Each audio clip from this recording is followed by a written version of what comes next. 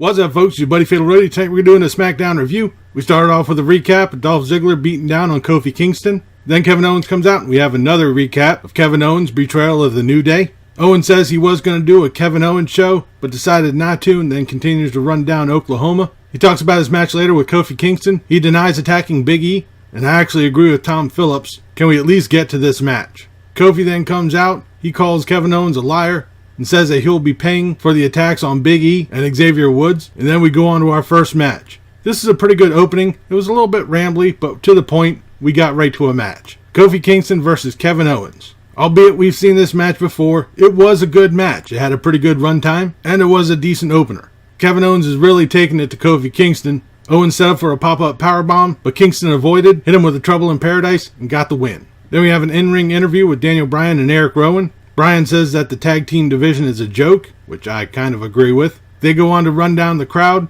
Heavy Machinery comes out. They say they want a shot at the tag titles. Daniel Bryan says yes, just not here in Oklahoma. So, Lord knows when we're going to get that match. Then we have Mandy Rose versus Carmella. This is an match. There really wasn't much to it. Sonya Deville distracts Carmella, which allowed Mandy Rose to get the pin. Like I said, Then we got to get our Raw segment in on SmackDown, where we just jam the brakes on everything. Shane McMahon comes out with Drew McIntyre and Elias. They're out there to waste a bunch of time with Shane Appreciation Day. Shane McMahon runs his mouth. We have a waste of a video package. Shane McMahon says he's going to beat some respect into Roman Reigns at Super Showdown. Elias then steps up. He sucks up to Shane. Starts to play a song, wasting a bunch of time. R-Truth then runs in through the crowd, followed by Drake Maverick. R-Truth pins Maverick to retain the 24/7 title. Then Shane, Drew, and Elias beat down on R-Truth. Elias pins Truth and is now the new 24/7 champion. Shane McMahon has a brilliant idea, must come running through the family, that we're going to have a tag team match later tonight. Elias and Drew McIntyre versus R-Truth and Roman Reigns. And just so Elias has his mind set on everything, the 24/7 rule is going to be dismissed for the match.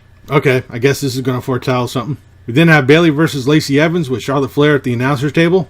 This was an okay match. Both Lacey Evans and Bayley had quite a bit of offense to it. Bayley picked a fight with Charlotte Flair. Flair runs into the ring and distracts the ref. Lacey Evans rolls up Bayley, but the ref didn't see it. By the time he got around to seeing it, he got a 2 count. Bayley quickly rolled up Evans, got the 3 count, and then after the match, Evans and Flair started fighting. We then have another rerun of the Firefly Funhouse from last night. We then had the video package of Randy Orton and Triple H for their match at Super Showdown. Now, I mentioned in the previous video that Triple H seems to be going after members of the Evolution stable that he was part of, and that his next match will be up against Ric Flair. There was a pretty good comment on one of the videos from Molten Fist, saying that Triple H will have someone dressed as Triple H and wrestle himself. We then go to our main event, Roman Reigns and R-Truth versus Drew McIntyre and Elias. As R-Truth is coming down the ramp, he's jumped by Elias and Drew McIntyre. Once the match starts, Shane McMahon gets involved. Shocker. Roman Reigns got the pin on Elias. After the match, Elias ate a spear, and R-Truth crawled over to get the pin to regain the 24/7 title. And with that, we end tonight's SmackDown. SmackDown was far better than last night's Raw. Far better. We did have a little bit of a down spot towards the middle, but like I said, way better than Raw. I was surprised we didn't have that many wild cards coming into SmackDown tonight. I seriously think we should do away with all the wild card stuff and at least focus on the roster that you have, because there are some people that we haven't seen in a while, like Rusev, Shinsuke Nakamura. I mean, what the hell?